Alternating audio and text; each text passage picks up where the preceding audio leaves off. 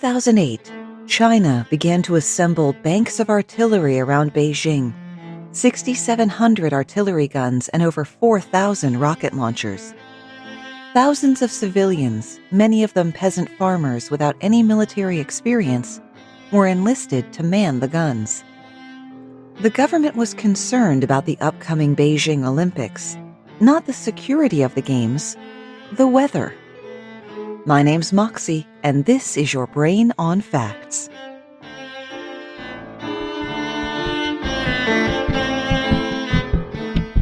We've been relying on and contending with the rain since the dawn of time, but it's surprisingly recently that we really started to understand how rain comes to be. In the 1830s, meteorologist James Epstein put forward the theory that convection was the primary cause of rain. As heated updrafts rise into the sky, they cool and their moisture condenses, resulting in cloud formation and eventually precipitation. This then cutting-edge theory landed him a job with the U.S. Army as the nation's first meteorologist, and almost immediately raised a question we're still trying to answer today. Can humans mimic or even manipulate this natural process? His approach, lighting huge fires along the Appalachian Mountains to provide the heat, smoke, and particulate matter needed to trigger storms and bring rain, under exactly favorable conditions, of course. Espy pitched his idea to Congress, claiming that if these fires were set on a weekly basis, he preferred Sunday evenings, the now regular rain would eliminate droughts, heat waves, and cold snaps, prevent river flooding, and keep the air clean and healthy by washing down noxious vapor. I'm extrapolating from incomplete data here, but I would bet my heart-shaped butt that the word miasma was used in the presentation. Miasma theory, of course, being the pre-germ theory belief that bad air, malaria, caused and spread the disease. Espy's convection theory raised his reputation in scientific circles. The rainmaker idea? Not as much. If anything, he was probably worse off for it professionally. Author Nathaniel Hawthorne thought Espy belonged in the Hall of Fantasy, a marketplace of wild ideas perfectly suited to fantasies of rain kings and climate engineers. Professor Espy was here with a tremendous storm in a gum elastic bag. Ooh, better conjure up some rain to soothe that burn. Espy's work was not without precedent, at least in terms of its purpose: to bring the rain that humans need to sustain our crops, livestock, and ourselves. Yes, native North Americans, of course, but we see ceremonies and rituals to call up favorable weather on the other 5 occupied continents as well. I'll risk making an ass of myself with an assumption that Antarctic penguins don't have rain ceremonies, since the coastal areas see a whopping 6 inches of precipitation a year, and inland even less. Get on it, penguins, pitter-patter. Lazy little Mater D cosplayers. Rain has long been a central concern for societies in the more arid parts of Africa, so much so that the power to make rain is usually attributed to kings. In a number of African societies, kings who failed to produce the expected rain ran the risk of being blamed as scapegoats and killed as punishment or sacrifice. Take, for instance, the Mojaji, or Rain Queen, of the Limpopo province of South Africa. The Rain Queen is believed to have special powers, including the ability to control clouds and rainfall. The succession to the position of Rain Queen is matrilineal, so male relatives are not entitled to inherit the throne. In Ethiopia and the Sahara to the north, rain dances are not uncommon culturally speaking. In ancient China, Wu shamans performed sacrificial rain dance ceremonies in times of drought. The Wu shamans served as intermediaries to nature spirits believed to control the rainfall and flooding. The shamans had to carry out exhausting dances within a ring of fire until, sweating profusely, the falling drops of perspiration produced the desired rain. In Europe, the Slavic and Romanian rainmaking ritual of Paparuda has survived into the 20th century. A young girl, dressed in a skirt of yellow leaves and flowered garlands to symbolize the nature goddess Dodala, dances through the streets while older women sing and pour water on her. But let's talk about Native Americans. Step 1, remind ourselves that Native Americans were not a single cohesive group any more than Europeans were at any point in history. Before Columbus came along and ruined everything, we're talking about anywhere between 7 and 18 million people, depending on whose estimate you prefer, spread out across this wide continent, speaking hundreds of different languages. If you thought about it for a moment, you could probably name enough tribes off the top of your head to illustrate this point. Go ahead, I'll wait. That's a lot, right? Rain dances are more common in areas where rain is not, naturally, so they're more likely to be found in the cultures of the plains in the Southwest. This is best documented among the Osage and the Quapaw tribes of Missouri and Arkansas. You won't be surprised when I tell you that Native Americans have had to struggle to maintain their rain-making traditions. During the 1920s and 30s, certain Native tribal dances and rituals were banned by the U.S. government because they were considered to be backwards and dangerous to the modern world. Now, instead of painting with a broad brush and undoing what I was just talking about by trying to lump many diverse rituals into one description, let's look at the Zuni of New Mexico. Unlike most other rituals the Zuni perform, rain dances are performed by both men and women. This is unique to the Zuni, as most native rain rituals are performed exclusively by men. And what's a ceremony without ceremonial garb? The men generally wear masks decorated with bright colors, a fringe of horsehair at the bottom, and 3 white feathers hanging from the top. Beads, fox skins, and body paint complete the look. The women usually wear their hair in a special wrap at the side of their head. They wear masks as well, but theirs are white and trimmed with goat hair. The women wear a black dress with no part of their body showing other than their bare feet, with a brightly colored shawl and a white shawl on top of that. Describing the choreography would require precision language that I lack.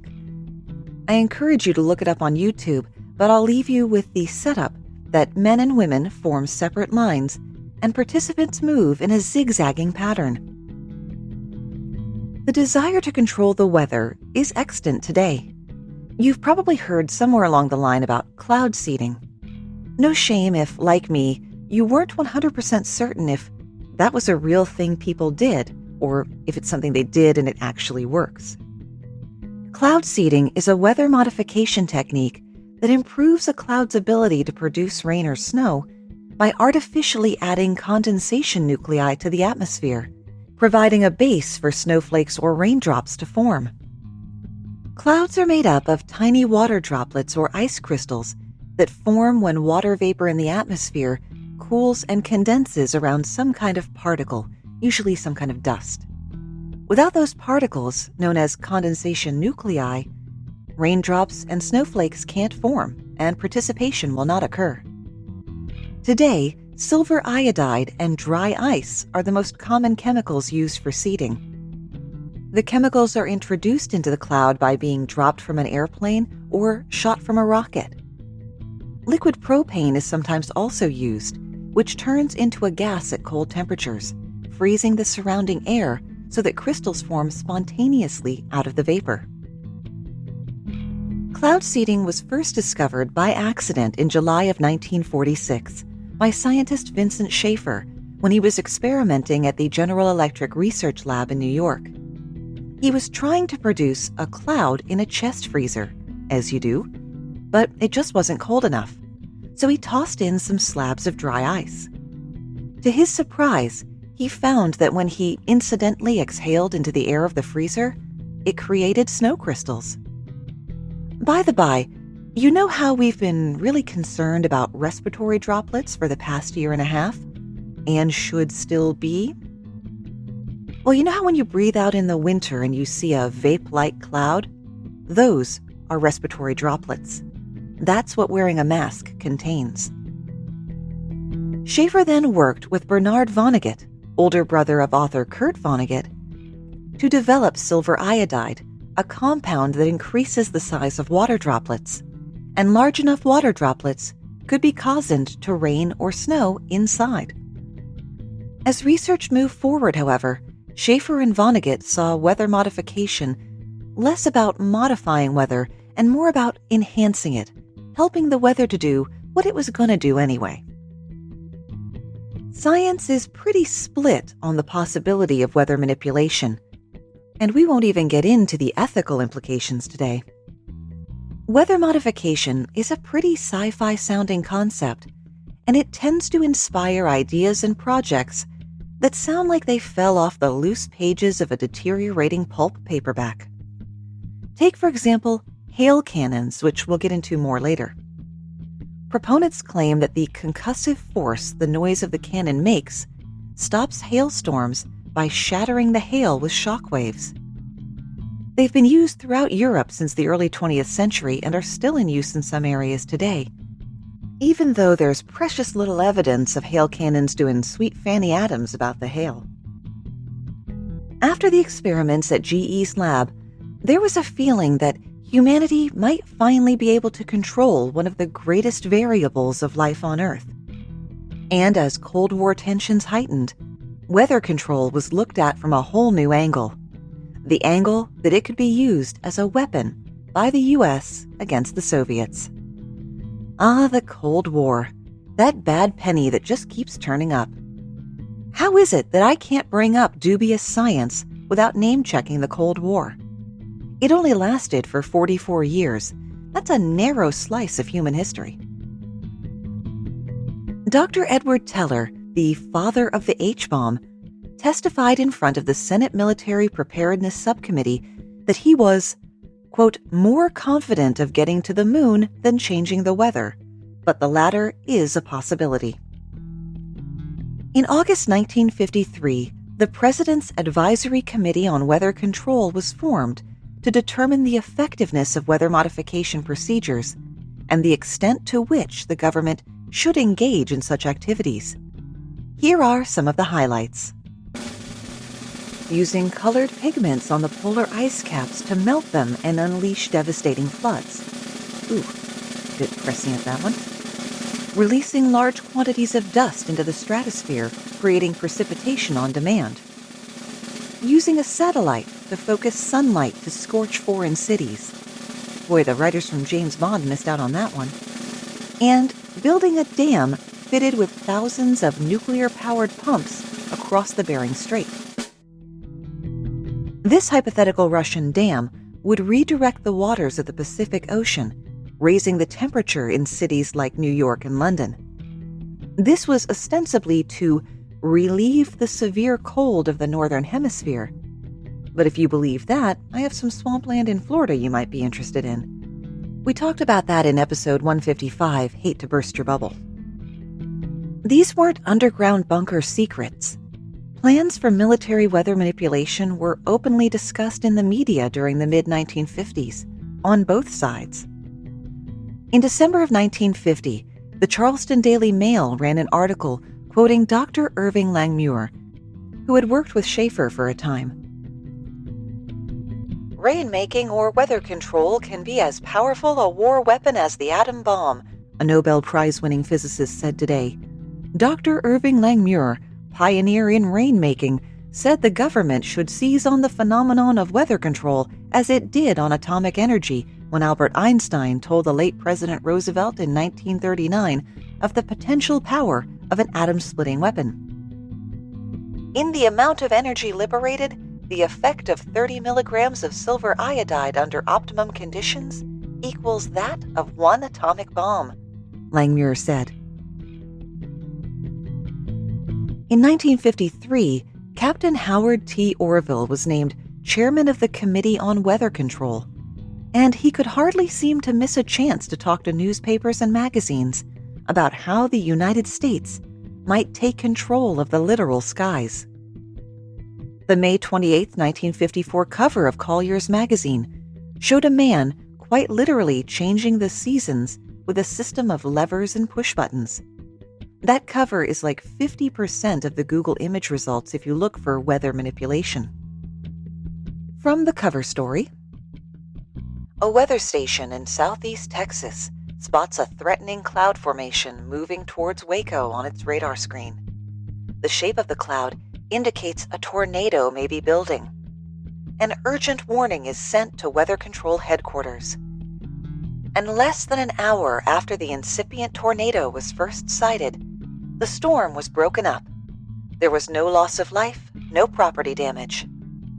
This hypothetical destruction of a tornado in its infancy could well become a reality within 40 years. In this age of the H-bomb and supersonic flight, it is quite possible that science will find ways to make weather almost to order. The author of the story? Captain Orville. An Associated Press article from July of '54 by the science reporter of Minnesota's Brainerd Daily Dispatch sought to explain why weather control would offer a unique strategic advantage to the U.S. It may someday be possible to cause torrents of rain over Russia by seeding clouds moving toward the Soviet Union. Or it may be possible, if an opposite effect is desired, to cause destructive droughts which dry up food crops by overseeding those same clouds. And fortunately for the United States, Russia could do little to retaliate because most weather moves west to east. This "Quienes más macho" reminds me of a particular George Carlin quote that I can't include in a family show like this without it sounding like Morse code from all the sensor beeps. A lot of private inventors hope to spit in the face of the thunder god by summoning storms at will. Introducing Wilhelm Reich, an Austrian psychoanalyst who claimed he could produce rain and cure any number of diseases by manipulating orgone energy present in the atmosphere. His rainmaker was called a cloudbuster. It worked much like a lightning rod, focusing it on a location in the sky and grounding it in some material that was presumed to absorb orgone, such as a body of water. This would draw the orgone energy out of the atmosphere, causing the formation of clouds and rain. Reich conducted dozens of experiments with the cloudbuster, calling the research cosmic orgone engineering. About that orgone energy. It's crap. Bunk. Utter hokum. But it is bullocks with a little panache. Reich claimed that orgone energy is omnipresent and accounts for such things as the color of the sky, gravity, galaxies, the failure of most political revolutions, and a satisfying sex life. In living beings, orgone is called bioenergy or life energy. Reich believed that orgone energy is demonstratable visually, thermically, electroscopically, and by means of a Geiger counter. Reich also claimed to have discovered other entities like bions, alleged vesicles of orgone energy which are neither living nor non-living, but a sort of transitional being. However, only true believers in orgone energy, who go by the nominative orgonomists, have been able to prove, in giant bunny ears, the existence of orgone or biones. Funny that. The cloudbuster, one of Reich's two prized inventions, consists of an array of parallel hollow tubes connected at the rear to a series of flexible metal hoses, equal or smaller in diameter to the tubes. Alternatively, the rear of the tubes are joined together to a single large diameter pipe and flexible hose. The open end of these hoses are placed in water, which Reich believed to be a natural orgone absorber. The pipes can be aimed into areas of the sky to draw energy like a lightning rod. If you're ever sightseeing in the area of Rangeley, Maine, you can see the remains of one of these cloudbusters. Reich's other baby, debuting in 1940, was a 6-sided box constructed of alternating layers of organic material to attract energy, and metallic material to radiate the energy toward the center of the box. It looked like an old-timey ice chest type fridge. It was meant to gather and retain orgone, kind of an ethereal oven to cure disease. Patients would sit inside the accumulator for hours on end and absorb orgone energy through their skin and lungs.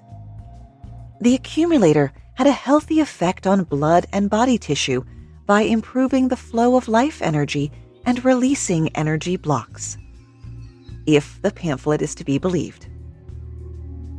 Orgone treatments became fairly popular, and the money came rolling in, both from treating patients and from selling the accumulators. But not everyone bought what Reich was selling. Two very negative articles, one titled The Strange Case of Wilhelm Reich, and the other, The New Cult of Sex and Anarchy, which is a great album title, got the attention of the Food and Drug Administration, who sent an agent to investigate. In 1954, the FDA issued an official complaint seeking an injunction against Reich, charging that he had violated the Food, Drug, and Cosmetics Act by delivering misbranded and adulterated devices in interstate commerce and making false and misleading claims. The FDA called the accumulators a sham and orgone energy patently non-existent. A judge issued the injunction that ordered all accumulators rented or owned by Reich to be destroyed, and all labeling referring to orgone energy also removed. Reich did not appear in person at the court proceedings, choosing instead to defend himself through the mail. Even with the law glaring at him, Reich continued in the orgone accumulator business, landing him in jail for 2 years for violating the injunction. The Food and Drug Administration not only declared there was no such thing as orgone, they had some of Reich's books burned, not apparently realizing how such an aggressive act would only solidify belief in the minds of the believers. There have been no verified instances of a cloudbuster ever working, and Reich is largely forgotten, except for one interesting notable exception. Wilhelm Reich's cloudbuster was the inspiration for the Kate Bush song Cloudbusting in 1985. The song describes Reich's arrest and incarceration through the eyes of his son Peter, who would later write the memoir A Book of Dreams. A prop cloudbuster, bearing only a superficial resemblance to the genuine article, was built for the video. And the video is where things really start to get cool. Bush intended for it to be more of a short film rather than a usual music video. The overall idea was a collaboration with famed mad genius and absurdist Terry Gilliam, and the video/art house film was directed by Julian Doyle, the director of Time Bandits, Brazil, and 3 Monty Python movies. And the video starred Donald Sutherland as Reich, and Kate Bush played the son, Peter. Now, when it comes to Kate Bush, I'm more of a running up that hill kind of gal, and even then, I actually prefer the cover by Placebo. If you've never heard it, absolutely check it out. Now, Reich wasn't the only pie-eyed optimist to build a cloudbuster. Some chemtrail conspiracy theorists have built their own cloudbusters filled with crystals and metal filings and whatever else they can get their hands on, pointed at the sky in an attempt to clear it of chemtrails. It's not at all hard to see how talk of weather manipulation would be like heroin to a conspiracy theorist. And this wouldn't be a bother if they kept it on 8chan, Parler, and the Alex Jones subreddit I can only assume exists. But some like to make themselves a problem for the folks who work at HAARP, the High Frequency Active Auroral Research Program in Alaska. HAARP uses radio transmitters and antennas to heat the ionosphere, the uppermost region of the atmosphere, to study things like how charged particles behave in the ionosphere, and they can produce an artificial aurora. That's worth the funding right there. They also field a lot of phone calls. Angry, profane, threatening phone calls. the world's most advanced ionospheric research facility, has faced allegations of being a military death beam, a weapon for weather control, and even a mind control ray. My research this week included a video where a Vice reporter listens to calls with one of the researchers, and the ignorance is just excruciating. I'll link it in the show notes, but I'm not including a clip. It's very much like that line from Billy Madison, "Everyone in this room is now dumber for having heard you. I award you no points, and may God have mercy on your soul." The reporter also visited with an author who made actual money writing multiple books about the nefarious stuff HAARP is up to. And that's about when I hit the back button. Work-life balance, self-care. Thankfully, we don't have to turn our sights very far to find more goodness in the world. We need only look at the reviews for the show. Still no reviews for the book lately, though. If anybody's got a copy and they haven't reviewed, I'd really appreciate it. But this review over on podchaser.com comes from Dustin, who said, "Moxie has a clear and enthusiastic voice that sucks you into super interesting stories that she tells with panache. You will not regret giving her pod a listen." Thanks, Dustin. Check's in the mail. And of course, if you want to hear your opinion read on the show, all you need to do is leave us a review on the Apple Podcast app, your podcast player of choice, or at podchaser.com. And if you're already online, why not join us in the Facebook group or the subreddit? You can reach them both through yourbrainonfacts.com/social. And it's not just for sharing facts. I love when people share just get to know you stuff or ask questions about the other group members. The groups would also be a great place to share which fact from the show you want to see turned into a t-shirt. Like Sean, who emailed us, and I'm sorry that I just now saw this, it was in my spam folder, that he really likes how the Oneida Silverware Company began as a utopian sex cult. Or Michael, who wanted a t-shirt of a DeLorean with the caption, "And then the cocaine happened," which I love the idea of. I'm just not sure it's emblematic of the show. I might make it just for shiggles. If you've looked at our TeePublic store, which you can reach through yourbrainonfacts.com/merch, you'll see a lot of designs that just hit me in the spur of the moment, and now they exist. And of course, we cannot forget all of the fabulous people who support the show, who are going to make it possible for me to finally hire an editor and get like a minimum of 4 hours back for my week every week.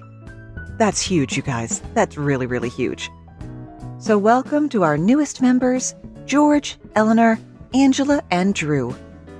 And a huge thanks in particular to David N., who increased his support beyond the regular tier.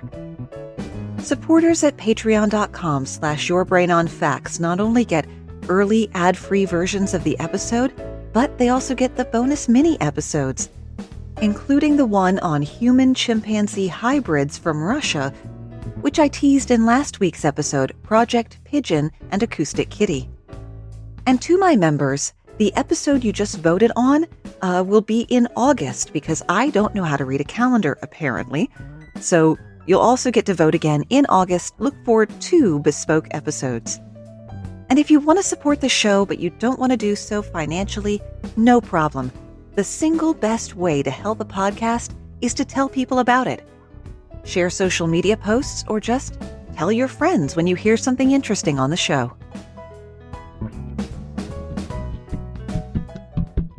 Did you see the posts for Mystery Monday yesterday? It's a little contest on the social media, Facebook and Instagram, Your Brain on Facts, Twitter, Brain on Facts Pod, where you try to guess what the topic is going to be based on 3 really unhelpful pictures that I put up to win some stickers. Now, clue number 3 was a toy set of the Weather Dominator from the G.I. Joe Revenge of Cobra miniseries. If you had told me when I watched that in 1980 that it was a case of art imitating life, I wouldn't have believed you. Well, honestly, I probably wouldn't have understood it because I was a child, but that's neither here nor there. Yep, we have weather machines in our war machine. Between 1949 and 1952, Operation Cumulus was an attempt by the British government to learn to control the weather via cloud seeding, primarily for future military advantage. However, on August 16th of 52, the town of Lynmouth saw a severe flood after 9 inches of rain fell in 24 hours. Infrastructure was badly damaged, and 36 lives were lost. Although there was no evidence that Project Cumulus was to blame, it didn't look good, and the project was canceled after that. Fast forward to Vietnam, March of 67 to July of 72, where the U.S. was doing stuff. Things. Not good things for the people or the environment.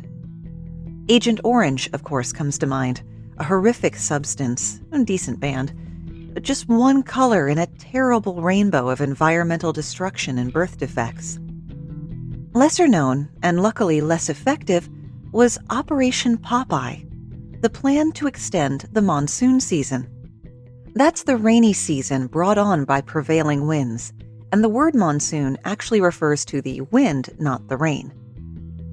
The targeted region was North Vietnam and Laos, specifically the area around the Ho Chi Minh Trail, an important artery for the North Vietnamese to move soldiers and supplies south. The idea was that cloud seeding would bring on extra rain to make the roads impassably muddy and to cause landslides. The 54th Weather Reconnaissance Squadron flew cloud seeding missions using the slogan, "Make mud, not war." They had patches and everything. The aircraft were officially on weather reconnaissance missions, and the aircraft crews, as part of their normal duty, also did collect weather data. Former U.S. Secretary of Defense Robert McNamara was aware that there might be objections raised by the international scientific community, but in a memo to the president, he said that such objections had not been a basis to prevent military activities before, so long as they were considered to be in the interest of U.S. national security.